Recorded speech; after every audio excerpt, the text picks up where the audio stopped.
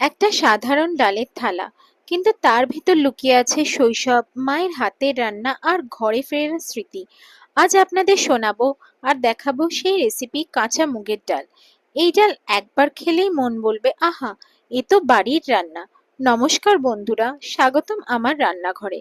আজকের ভিডিও শুধু রান্না নয়, এটি একটি গল্প। কাঁচা মুগের ডাল বাংলার প্রতিটি রান্নাঘরের অতি পরিচিত খাবার। আমরা অনেকেই মুগ ডাল ভেজে রান্না করি, কিন্তু এই কাঁচা মুগের ডাল এর স্বাদ এক্কেবারে আলাদা আর একদম স্নিগ্ধ আর সরল। ছোটবেলায় মনে আছে, মা প্রথমে মুগ ডাল ভালো করে ধুয়ে জলে ভিজিয়ে রাখতেন। তখনই একটা কাঁচা গন্ধ পাওয়া যেত, যেন গ্রাম বাংলার মাটির ঘ্রাণ। গরম ভাতের সাথে এই ডালের স্বাদ একদম অন্যরকম, সহজ, ঘরোয়া, অথচ অমৃত সমান। আমাদের ঠাকুমার মুখে শুনতাম, আগে কাঁচা মুগের ডাল ছিল অতিথি আপ্যায়নের অন্যতম রেসিপি, আর রান্নার ধরনও কত সহজ। প্রথমে ডালটা ভালো করে ধুয়ে নরম করে ভিজিয়ে নিতে হবে। তারপর সসপ্যানে অথবা কড়াইতে জল দিয়ে ডালটা সেদ্ধ হতে দেবেন।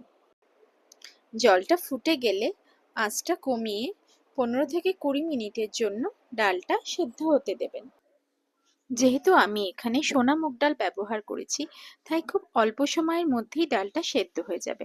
দেখছেন ডালটা সেদ্ধ হয়ে গেছে। এবার আমি ডালটাকে নামিয়ে রেখে দেব। এবার ফোড়নের জন্য আমি প্যানে 2 চামচ সর্ষের তেল দিয়ে দিলাম। সর্ষের তেল গরম হলে আমি একটি শুকনো লঙ্কা দিয়ে দিলাম এবং তার সাথে 2টো তেজপাতাও দিয়ে দিলাম। তেজপাতা এবং শুকনো লঙ্কাটি আমি ভালো করে ভেজে নিলাম। শুকনো লঙ্কা ভালো করে ভাজলে দেখবেন রান্নায় গন্ধটাও সুন্দর লাগে। এবার আমি এর মধ্যে একটা কাঁচা লঙ্কা দিয়ে দিলাম। কাঁচা লঙ্কাটা আমি চিরিনি, গোটা কাঁচা লঙ্কাই দিয়ে দিলাম এবং সবগুলো একসাথে ভালো করে ভেজে নিলাম। তিনটে ভালো করে একসাথে মিনিট 2-এর জন্য কম আঁচে ভেজে নেওয়ার পর আমি এর মধ্যে 1 চামচ রাঁধুনি ফোড়ন দিয়ে দিলাম। রাঁধুনি ফোড়নের দেখবেন গন্ধটাই খুব আলাদা, খুব সুন্দর এবং স্নিগ্ধ গন্ধ একটা ছাড়ে।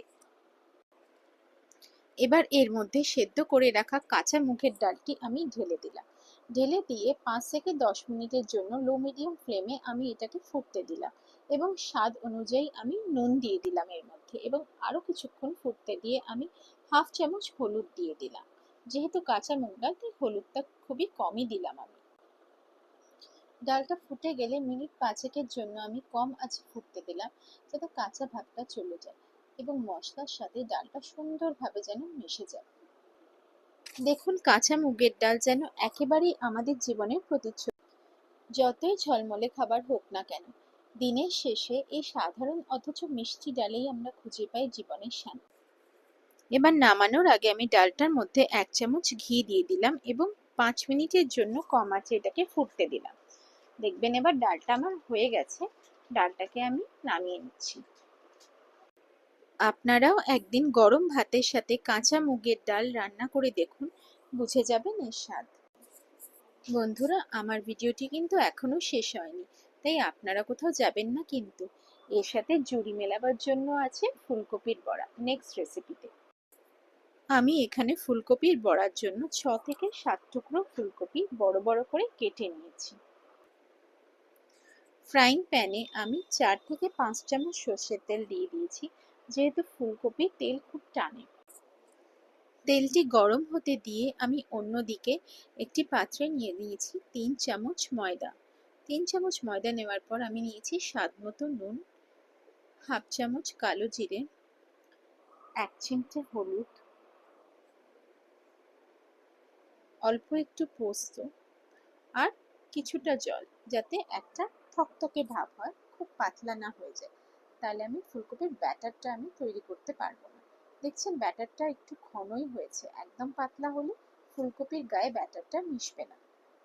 এবার ফুলকপিগুলো এর মধ্যে একে একে ডুবিয়ে নিয়ে আমি ফ্রাইং প্যানে গরম করে রাখা তেলের মধ্যে দিয়ে দেব এবং সেটাকে চাপা ঢাকা দিয়ে দেব কিছুক্ষণের জন্য। কম আঁচের জন্য এটাকে ভাজতে দিয়ে মিনিট 10 পর আমি ঢাকনাটাকে খুলে একটা পিঠ উল্টে দেব। দেখছেন ফুলকপিগুলোর এক পিঠ লাল লাল করে ভাজা হয়ে গেছে।